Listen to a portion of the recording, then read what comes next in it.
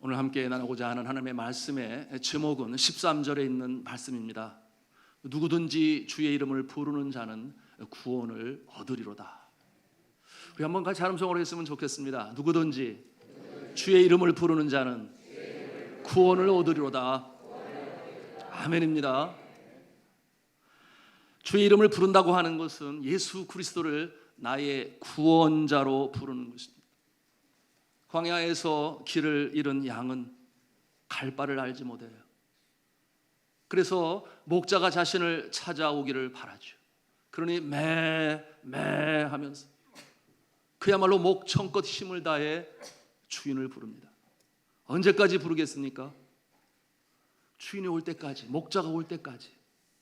만약에 주인이 먼저 오지 아니하고 야수가 먼저 오게 되면은 그는 생명을 잃을 수밖에 없는 어려운 처지에 있는 것입니다. 그러니 야수가 오기 전에 목자가 자신의 울음소리를 듣고 어서 속히 올 수 있도록 있는 힘껏 울음소리를 내야만 하는 것입니다. 저 아내가 선교사가 되어 한 선교단체에서 합숙 훈련을 할 때 야간에도 밤에도 한밤중에도 이 강의가 계속되었어요. 그때 이제 7개월이 갓 지난 제 딸 아기가 저희와 함께 있게 되니 이제 잠을 재워야 했어요. 아래층에 잠을 재우고 저와는 이제 우층으로 올라와서 강의를 듣게 되었습니다. 그런데 그 사이에 아기가 깨어서 울고 있는 것을 알지 못했어요. 한참이나 시간이 지나고 누군가가 와서 알려주었습니다. 아래층에 한 아기의 울음소리가 들린다고. 그래 놀랬죠. 그래서 내려가 보니 혼자서 이 아기가 얼마나 울었는지 얼굴에 눈물이 다 젖었고 온몸은 땀으로 다 젖었어요. 너무 미안했죠. 그래서 안아주고 얼러주어도 그 흐느낌의 그 울음의 여운이 한참이나 갔습니다. 언제부터 깨어서 울었을까? 알 수가 없었죠. 30분 전인지 1시간 전인지 아니면 그러지 않기를 바랬지만 저 아내가 올라가고 나서 바로 깨어서 울기 시작했다면 그 긴 시간을 어둠 속에 혼자 그렇게 울었을 것입니다. 그 상황을 미리 알지 못한 엄마로서 아빠로서 너무 미안했죠. 생각날 때마다 미안하죠. 지금도 미안하죠. 평생 미안해서요. 그 미안한 마음을 가지고 살아갑니다. 그러나 사랑하는 성도 여러분, 우리 주님께서는 그렇게 내버려 두시지 아니하십니다.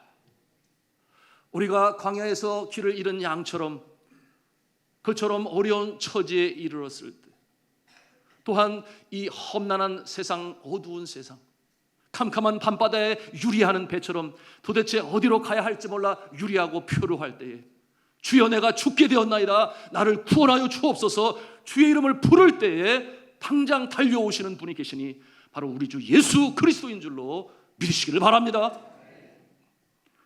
오늘 성경 본문 13절에 말씀합니다. 누구든지 주의 이름을 부르는 자는 구원을 받으리라.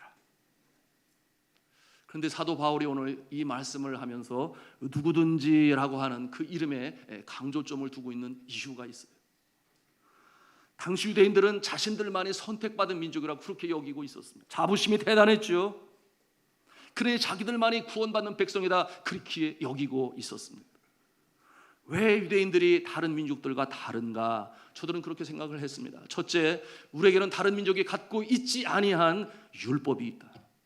그 율법은 사람의 생각 고안으로 만들어낸 것이 아니라 시내산에서 모세에게 하나님이 직접 내려주신 율법이 있으니 다른 민족은 없다. 그것이 저들에게 자부심이 되었습니다. 그리고 또한 두 번째로 그 율법을 알고 지켜야만 구원을 받는데 다른 민족은 그것을 알 수가 없으니 구원받을 수 없다. 오직 우리만 구원을 받는다. 그러니 이웃나라 족속들을 아주 하대했습니다. 천시 여겼습니다.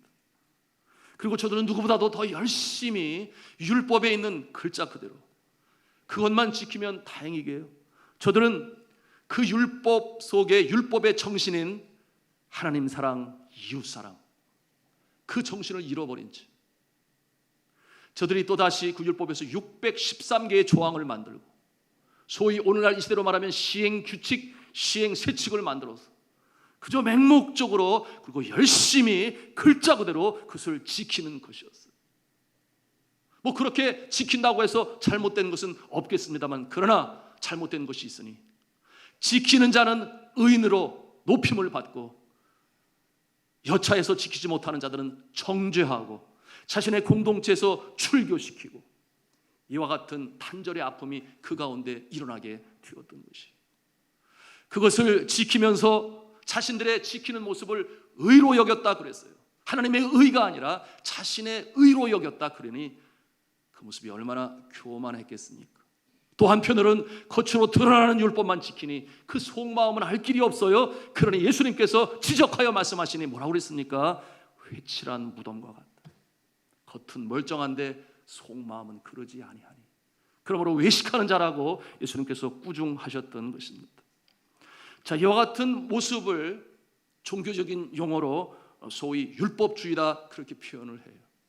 이 모습은 세상의 다른 종교에서 구도자들이 추구하는 이른바 자력 구원과 다를 바가 없는 것입니다. 이와 같은 모습은 모든 종교에 그대로 나타나는데요, 제가 사역했었던 네팔에서는 이 힌두교의 왕국입니다. 이 힌두교에서는 소위 꺼르마라고 하는 업보 사상이 있어요. 각자에게 태어날 때부터 신분에게 주어진 이 꺼르마, 업보가 있는데 그 업보를 잘 지켜야 다음에 태어날 때 더 좋은 모습으로 태어날 수 있다 그렇게 믿고 있으니, 거기에 얽매여서 이른바 숙명주의라고 하는 그 올무에 얽매여서 인생을 새롭게 개척하지도 못하는 아픈 모습이 있어요. 그런가 하면은 불교는 어떠합니까? 사정제와 팔정도를 열심히 지켜야 열반에 이르게 된다는 그와 같은 가르침으로 가르칩니다. 이슬람교에서는 코란에서 명하고 있는 지혜의 7 기둥을 똑바로 지켜야만 이제 구원받는다 그렇게 가르칩니다. 행함으로 얻는 구원, 바로 그 모습이죠. 이 모습은 예수님 당시 유대교가 실천하고 행하고 있었던 모습과 다를 바가 없습니다. 그러나 성도 여러분, 복음은 다른 것입니다. 모든 계명을 지킴으로, 행함으로, 때로는 금욕주의로 철저하게 지켜야만 구원받는다고 하는 이와 같은 힘들고 어려운 구도의 길이 아니라, 기독교의 구원은 예수 그리스도를 통하여 이루어지게 되었습니다. 하나님께서 이 땅에 내려보내신 예수 그리스도, 저가 우리 인류의 모든 온갖 죄악을 다 짊어지시고 친히 제물이 되어 십자가에 달려 돌아가신 것입니다.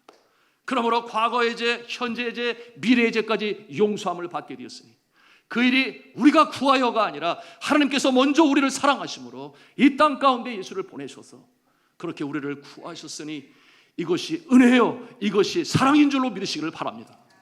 그래서 기독교를 종교라고 그러지 아니하고 복음이다 또는 신앙이다 그런 표를 사용합니다. 여러분, 그렇기 때문에 복음은 글자 그대로 내가 애씀으로, 내가 수고함으로 땀을 흘림으로 얻는 구원이 아니라 하나님께서 우리에게 은혜로 주시며, 그러니 우리가 거저받은 것이기에 우리는 감사하며 찬양해야 하는 것인데요, 그러기 이것을 복음이다, good news, 글자 그대로 좋은 소식인 것입니다. 한 집에 아들과 종이 함께 삽니다. 누가 집안일을 더 많이 하겠습니까? 종이 당연히 더 많이 할 것입니다. 종이 열심히 일을 해요. 그러나 종이 열심히 일할 때 그 마음에는 언제고 두려움이라고 하는 그와 같은 생각이 기저에 깔려 있습니다. 언제나 주인의 눈치를 보며 긴장하죠. 일을 잘하면 칭찬을 받겠으나 그러나 일을 잘못하지 못하면 이제는 벌을 받고 어쩌면 심한 매를 맞을지도 모릅니다. 그러니 두려움이 언제나 그 마음을 지배하고 있어요. 이 모습이 바로 율법주의에 얽매여 있는 그와 같은 한 단편적인 모습이라고 말할 수 있겠습니다. 그런데 아들은 그렇지 않아요. 자, 이 아들은 마찬가지로 집안일을 합니다. 그러나 그 일을 통해서 잘하기 때문에 내가 상을 받고 못하면 벌을 받는다, 그런 생각 갖지 않아요. 마땅히 내가 할 일이기 때문에 하는 것이고, 그리고 부모님을 사랑하니 부모님을 돕기 위해서 가사일을 돕는 것이죠. 그러니 그 안에는 두려움이 없습니다.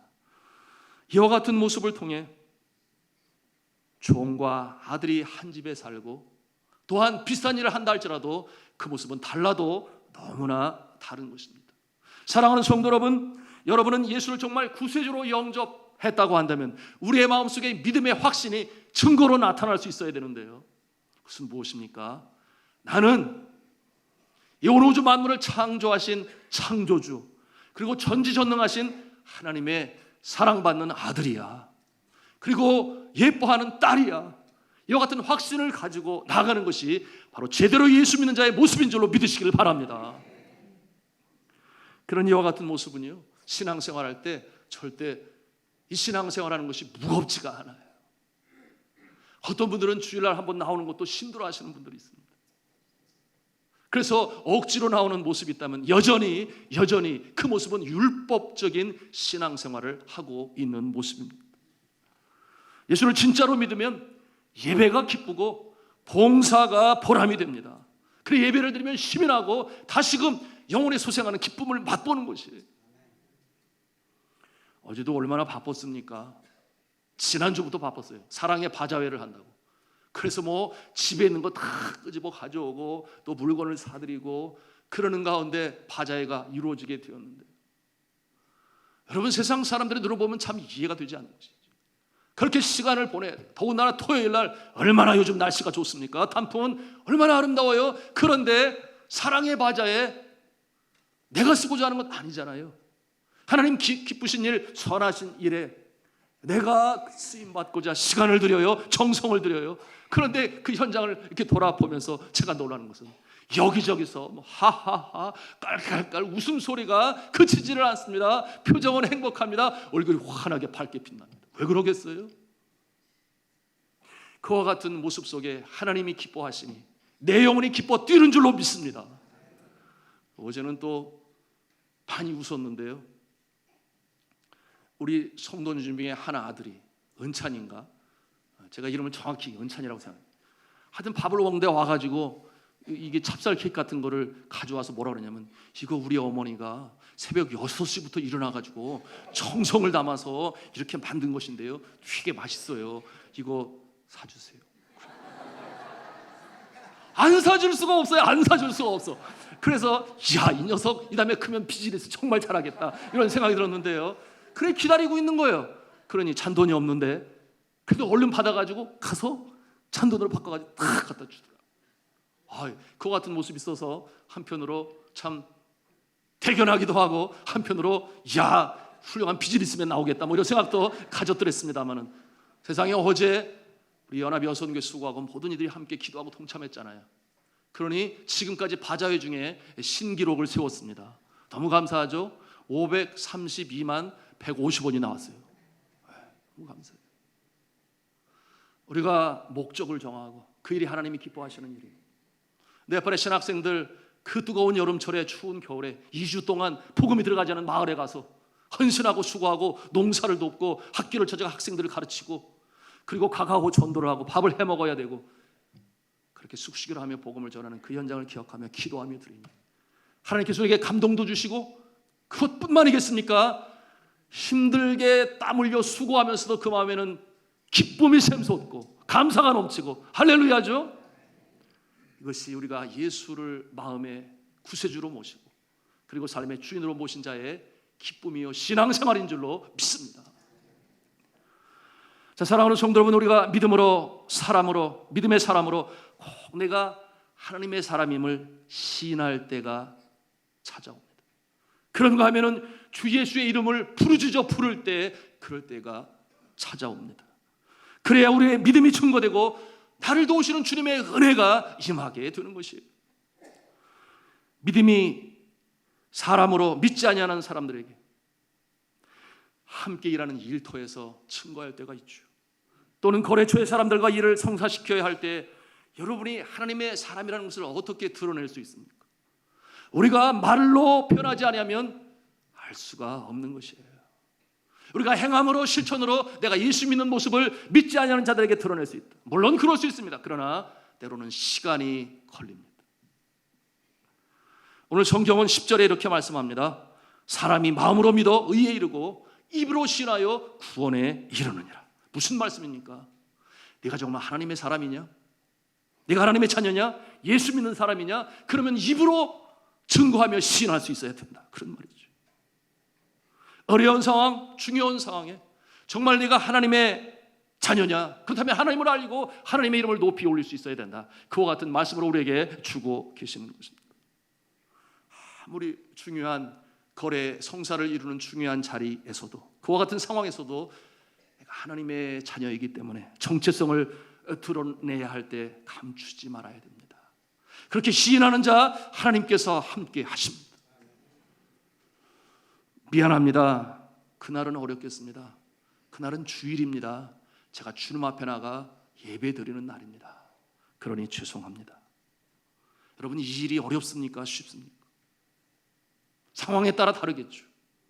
거래처와 성사를 이루는데 그게 5억, 10억 단위가 높아지면 주일이라도 이런 생각을 들지 않을 수가 없어요. 그러나 믿음이 강한 자는 이러한 상황 가운데서도 그날은 주일입니다. 죄송합니다. 제가 주님 앞에 나와 예배해야 됩니다. 그럴 때 하나님께서 들으시는 줄로 믿으시기를 바랍니다.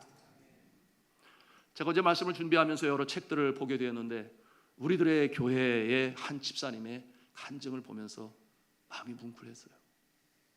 이 한 집사님은 건축, 설계, 감리 이런 일로 20년을 보내신 분이십니다. 그런데 텔레비전에 아주 아름다운 건물의 소유주 나온 그분이, 그 회장님이 이러저러한 경우로 이제 그 건축 설계를 올려라 하는 그와 같은 요청을 받게 되었다고 그랬어요. 워낙 그 프로젝트가 26억 프로젝트라고 그랬는데요. 여기저기서 경쟁자들이 다 같이 올렸겠지요. 근데 이분은 그렇게 아주 탁월하게 잘하는 그와 같은 모습은 아닌데 그저 하나님 믿고 진실하게 살아가시는 분이십니다. 그런데 인터뷰를 통해서 자신의 이야기를 또 프레젠테이션을 했겠죠. 그렇게 들으신 그분이 그러냐고 끄떡이고, 그리고 얼마 지나서 전무를 통해서 부름을 받게 되었는데 이제는 회장과 앉아서 함께 얘기를 하는 시간이 되었대요. 그런데 여러 조건, 여러 많은 내용들 없이 그냥 허가가 되었다는 것이에요. 승낙이 되었다고 하는 것이에요. 너무 놀랐어요. 집에 와서 곰곰이 생각하는 거예요. 내가 그렇게 특출나지도 않고 그리고 남들보다 월등한 것도 아닌데, 그리고 이번에 그 제안을 할 때 다른 사람들보다는 더 많이 26억으로 올렸는데, 왜냐하면 상대방이 재력에 그 충분한 그 모습이 있으니 그렇게 올렸는데 왜 나를 그렇게 뽑았을까? 함께한 전무가 그렇게 연락이 왔대. 20년을 보내왔는데 우리 회장님이 이렇게 순탄하게 이 일이 성사시킨 적이 없다. 도대체 뭘까 궁금히 생각하는데 그와 나는 대화 중에 무슨 생각이 들었는가 하면, 미안합니다. 제가 주일날은 할 수가 없습니다. 주일은 주님 앞에 나가 예배드리는 날입니다. 그리고 또 한 가지, 월요일 저녁은 제가 시간을 낼 수가 없습니다. 왜냐하면 월요일 저녁에는 제자 훈련 성경 공부를 해야 되는데 제가 빠질 수가 없습니다. 그러나 분명한 것은 저는 하나님의 이름으로 신실하고 성실하게 일을 합니다. 그것으로 지금까지 살아왔습니다. 그 말이 떠오르는 거예요. 마음에. 그 마음이 떠오르는 거예요. 그러므로 그와 같은 일을 하나님께서 주셨다. 사랑하는 성도 여러분, 우리에게 무엇을 보여주고 있습니까? 우리가 주의 이름을 시인하고자 할 때, 그와 같은 상황에 있을 때 기꺼이 입술을 열어 주의 이름을 시인하고 주의 이름을 부를 수 있기를 주님의 이름으로 부탁합니다. 제가 군에 있을 때 종종 경험을 했어요. 양평에서 군복무를 하는데 주일 아침이 되면은 종교 행사가 있잖아요. 기천불, 기독교 천주교 불교. 여러분은 모르지만 군대에서는 아주 익숙한 영어예요. 기천불. 그런데 주일날이면 이 신체가 왕성하고 체력이 왕성한 이 사람, 우리 병사들이 축구를 해요. 축구를. 운동을 해요. 당연하죠. 힘이 넘쳐. 그런데 고참이 들은 바는 있거든요. 종교행사 보장해 줘야 된다. 그러니 보내기는 보내야 되는데 이 사람이 빠지면은 선수도 빠지게 되고, 그러니까 중대장님에게 한마디 듣기는 싫어서 탁 나와가지고 언성을 높이면서 눈에 힘을 주고 하는 말이, 야, 너희들 중에 예수쟁이 있어? 당장 일어나와. 죽게 얘기를 합니다. 그러니 그 밑에 있는 쫄병들이 그 소리를 들으면서 가슴이 떨리잖아요. 그 같은 상황에서 일병 홍길동 그리고 나가게 되면 어떤 일이 벌어집니까? 또 없어? 그런데 많은 경우 거기에서 밤에 두려움이 일어가지고 그 자신의 하나님 자녀됨을 보이지 아니하고, 그걸 어떻게 돼요? 그 같은 상황에서 두려움을 물리치고 그렇게 나온 자들은 다 교회 가서 예배를 드리고, 그렇지 않은 자는 그 마음에 두려움이 있는 거예요. 아이고, 예배 드리는 시간인데 이러면서 볼을 차니 그 마음이 편하겠습니까? 사랑하는 성도 여러분, 성경이 이렇게 예수님께서 분명히 말씀해 주셨어요. 마태복음 10장 32절에 말씀합니다. 누구든지 사람 앞에서 나를 시인하면 나도 하늘에 계신 내 아버지 앞에서 저를 시인할 것이요, 누구든지 사람 앞에서 나를 부인하면 나도 하늘에 계신 내 아버지 앞에서 저를 부인하리라. 그렇게 말씀했습니다. 누구든지 주의 이름을 부르는 자는 구원을 얻으리로다. 어려운 상황에서 주님의 이름을 부름으로 하나님의 은혜를 체험하시고, 그리고 구원의 역사를 체험하시는 저와 여러분 모두가 다 되실 수 있기를 주님의 이름으로 축원합니다. 사도 바울이 유대인들의 이 잘못된 생각을 고치고자 합니다. 그래서 오늘 이제 로마서 10장에 말씀하죠. 성경 본문 10장 2절과 3절 말씀 같이 읽겠습니다. 시작. 내가 증언하노니 그들이 하나님께 열심히 있으나 올바른 지식을 따른 것이 아니라 하나님의 의를 모르고 자기 의를 세우려고 힘써 하나님의 의에 복종하지 아니하였느니라. 아멘. 잘못된 지식을 가지고 열심을 다해요. 유대 종교 지도자들이 그랬습니다. 그리고 그 모습을 자기의 의로 삼았다 그랬어요. 그러나 정작 하나님의 의를 알지 못해요. 그리고 들어도 받아들이지를 아니했습니다. 하나님의 의를 알지 못한 채 열심을 가지고 있는 자들, 제가 어제도 퇴근하면서 보았는데 세상에 껌껌한데 금천구청 앞에서 열심히 복음 전하는 자들이 있어요. 누군지 아십니까? 신천지죠. 요즘에 전략이 바뀌었다고 그래요.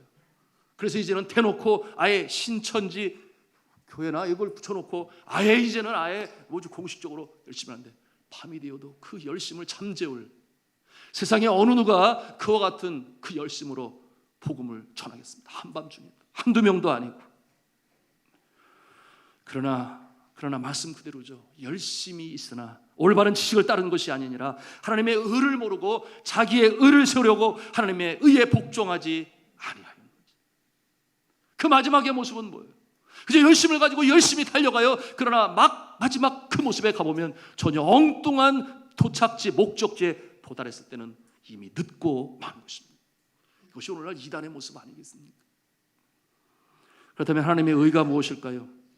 그것은 바로 하나님께서 인류를 위해 만드신 하나님의 의, 예수 그리스도를 이 땅에 보내셨어. 우리가 행함으로 얻는 구원이 아니라 저가 그 모든 것을 다 이루시니, 그러므로 행위로 율법으로 구원을 받는 것이 아니라 하나님의 베푸신 은혜로 우리가 구원을 받게 됩니다. 그 십자가의 사건을 내가 믿음으로 이제 영접하는 것, 그것이 바로 은혜로 주어지는 하나님의 의, 의롭다 칭함을 받는 칭의, 하나님의 의인 줄로 믿으시기를 바랍니다. 이것이 우리에게 복음으로 구원으로 찾아온 것이에요. 열심은 있었는데 방향이 잘못됐어요. 열심히 달리기는 달렸는데 그저 좌우 앞뒤 구별을 하지 못하고 열심히 달렸는데, 그 열심에 최고 앞장섰던 자 중에 한 사람이 바로 사울 아니었겠습니까? 나중에 사도 바울이 되지만 사울, 그의 열심은 아무도 당하지를 못했어요. 자신이 믿고 있는 유대교가 정말 참 하나님의 의인 줄 알았어요. 예수를 따르는 자들을 잡아서 옥에 가두고 남녀노소 불문하고, 그런가 하면 다마스커스에 있는 예수 믿는 자들이 있다 하여 그들까지 잡아들려고 그 열심을 누가 이길 수가 있겠습니까? 그러나 저가 다메섹 도상에서 예수 그리스도를 만나게 되니, 저가 그때부터 영안이 열리게 되니, 저가 3일 동안 먹는 것을 먹지 아니하고 전폐하고, 그리고 눈이 보이지 않게 되니, 그러나 눈이 다시금 뜨였을 때는 새로운 이 은혜의 복음, 십자가의 능력, 예수 그리스도의 사랑을 저가 깨닫게 되니, 그것이 평생 사랑의 빚진 자의 모습으로 이제는 하나님의 의를 실천하는 주의 종이 되었음을 오늘 말씀을 통해서 볼 수가 있습니다. 자, 사랑하는 성도 여러분, 이와 같은 모습, 정말 열심만 가지고 있는 모습, 그 마음의 두려움의 기저에 깔려있다 그랬어요.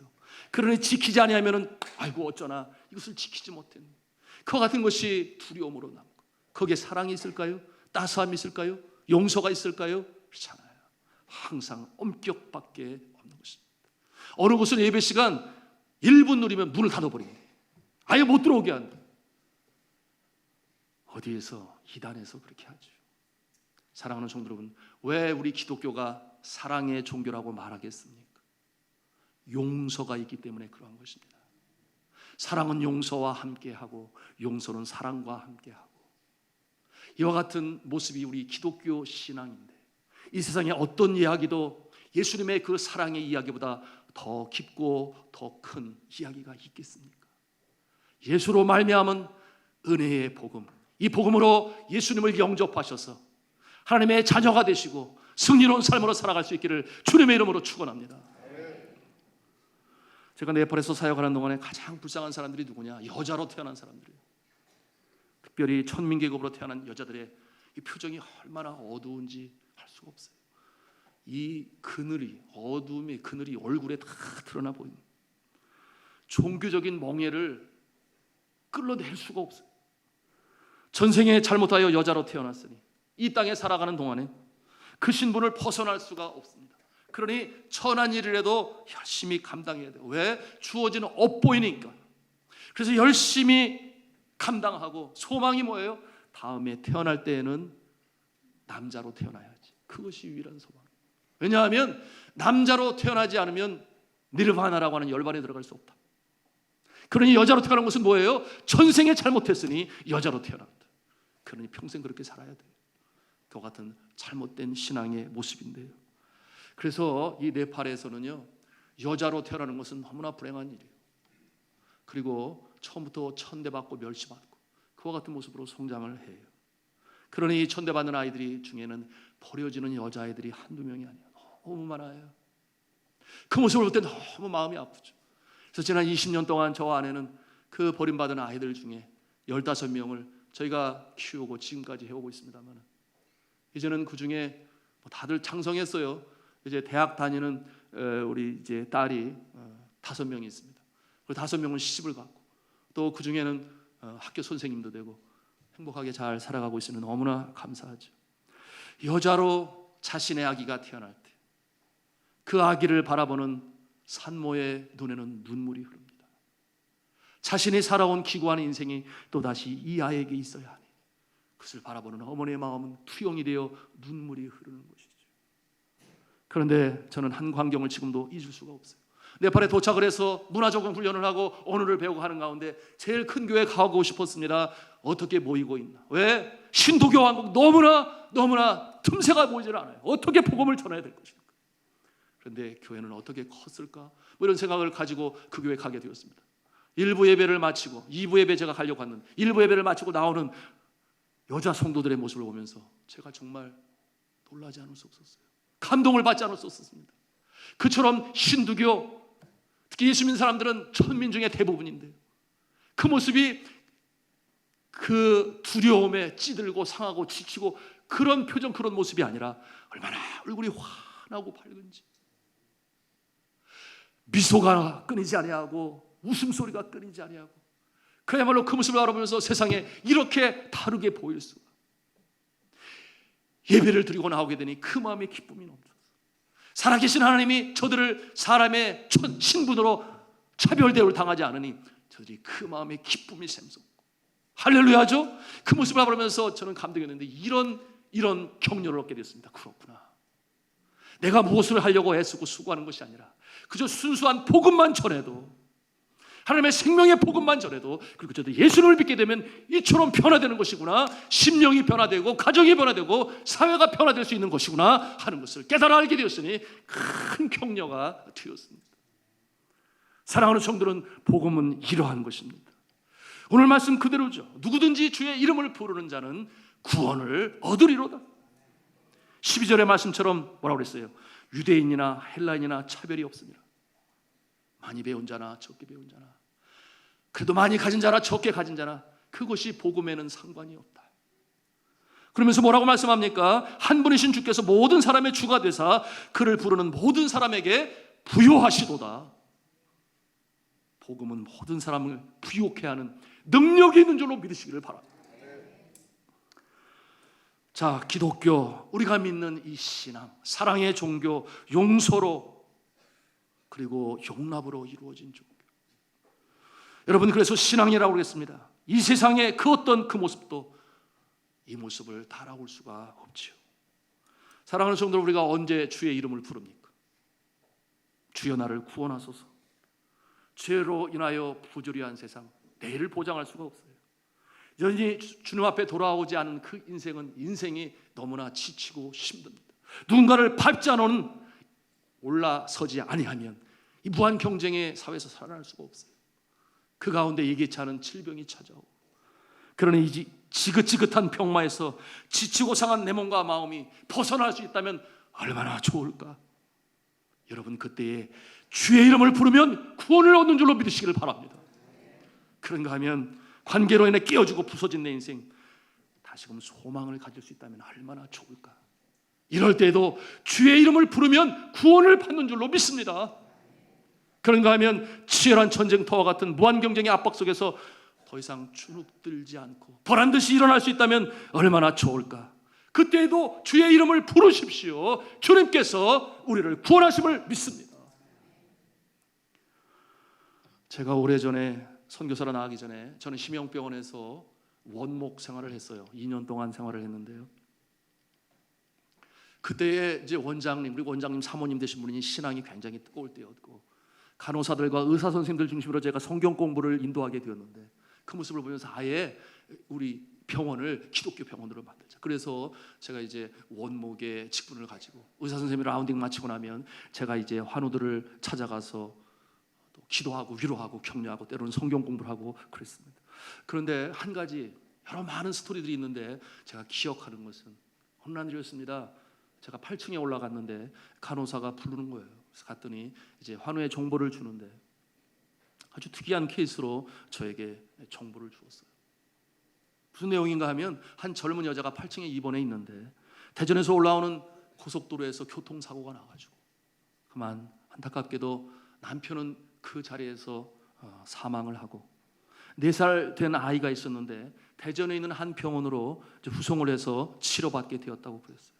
그리고 이 아내 된 이 분이 이제 서울에 와서 이제 이 병원에서 치료받게 되었는데, 문제는 치료받는 중에 이 아기가 대전에서 치료를 받는 중에 죽었다고 하는 것입니다. 문제는 서울로 후송되어 온 이 여인은 그것을 알지 못해요. 그것을 알지 못해요. 자신의 아기가 여전히 살아있다라고 그렇게 생각하고 있는 것입니다. 그러니 간호사가 저에게 부탁을 하는 거예요. 어떻게 이 소식을 전해야 할지 모르겠어요. 무슨 말이에요? 전도사님이 좀 전해주세요.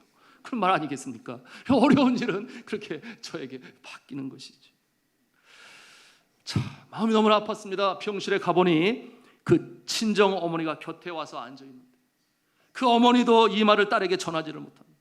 왜냐하면 이 딸이 노상 말하는 것이 그거예요. 언제 우리 아기 오느냐. 아기가 보고 싶다. 내가 살 수 있는 유일한 소망이 아기에게 있는데 왜 아기를 안 데려오냐고 그렇게 간청을 하고 있으니 어머니라도 마음이 찢어지는 거예요. 어떻게 말을 할 수가 없어요. 괜히 그 말했다가 쇼크받아 충격받아 더 악화되는 것은 아닌가. 제가 예수를 알지 못하고 있으니 복음을 소개했습니다. 저는 성경을 읽어 주었습니다. 기도를 해 주었죠. 기도를 마치고 나면 늘 저에게 하는 얘기가 그게 아기가 보고 싶다.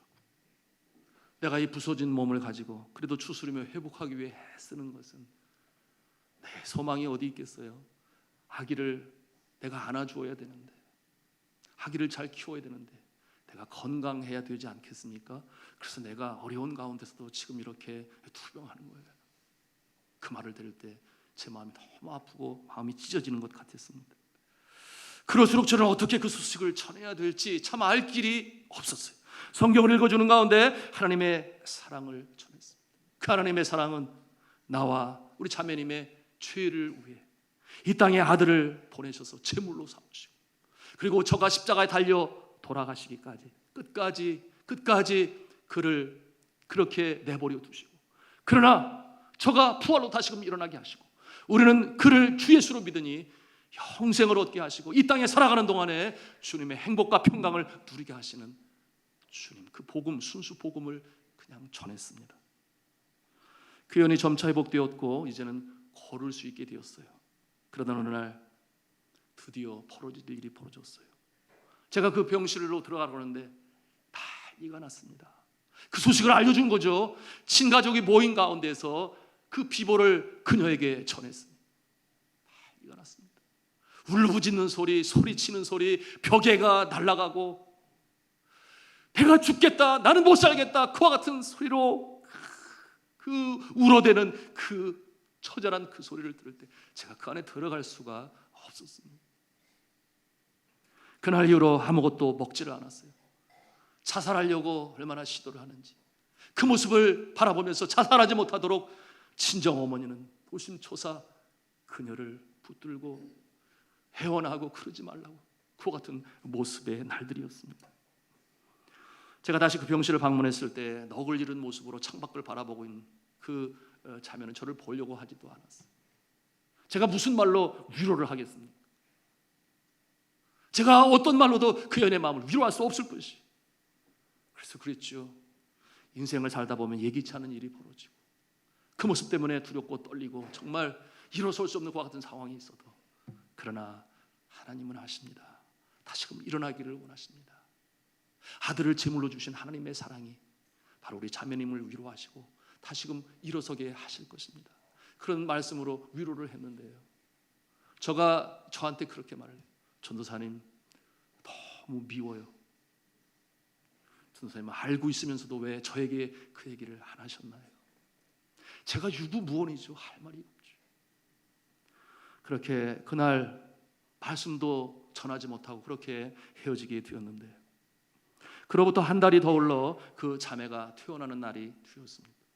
저는 이 자매를 배웅하게 되었는데요, 그때 그 여인이 저에게 이런 말을 했습니다. 저는 남편도 하기도 이렇지만 이번 일로 인해 과거에 알지 못하는 예수님을 알게 되었습니다. 그리고 하나님께서 그 아들 예수를 이 땅에 보내시고 나의 죄를 위하여 십자가에 달려 돌아가셨다는 그 말씀이 이제 아기를 잃고 보니 그 부분이 그렇게 제 마음에 와닿습니다. 정말 하나님은 사랑이 많으셔서 나의 삶을 인도하시고 또 나의 이 아픔을 위로하시고 그리고 나의 삶을 이끌어 갈 것이니, 오히려 그분이 저에게 이렇게 위로를 하더라고요. 전도사님 너무 염려하지 마세요. 제가 꿋꿋하게 하나님을 의지하고 살아갈 것입니다. 이 여인을 떠나보내면서 제 마음에 그 장면들이 여전히 이렇게 제 마음에 남아 있습니다. 사랑하는 성도 여러분, 이러한 상황에서도 복음은 소망을 줍니다. 삶이 곤고할 때에 십자가를 바라보십시오. 십자가는 그 극한의 고통 속에서도, 그 생명이 끊어지는 순간까지도, 극악무도한 사형수들만이 당하는 그 고통 속에서도 이제는 승리로, 생명으로 다시금 살아나는 역사를 이루신 것이니 저가 사망에 쏘는 것이 어디 있느냐. 승리로 인하여 감사함으로, 그러므로 더욱더 주의 일에 힘쓰는 자들이 되라 권면하고 있는 이 사도 바울의 믿음이 우리 가운데 있을 때 우리는 이겨나갈 줄로 믿습니다. 승리할 줄로 믿습니다. 어떠한 상황 가운데서도 우리 십자가를 바라보며 바쁘고 힘들고 지친 상황 가운데서 하루에 10분만이라도 십자가를 묵상하십시오. 십자가가 힘이 되고 능력이 되어 우리의 삶을 인도해 나가실 줄로 믿습니다. 이 십자가의 복음으로 어려운 시대를 이겨나가는 하나님의 성도들 다 되시기를 저는 주님의 이름으로 축원합니다.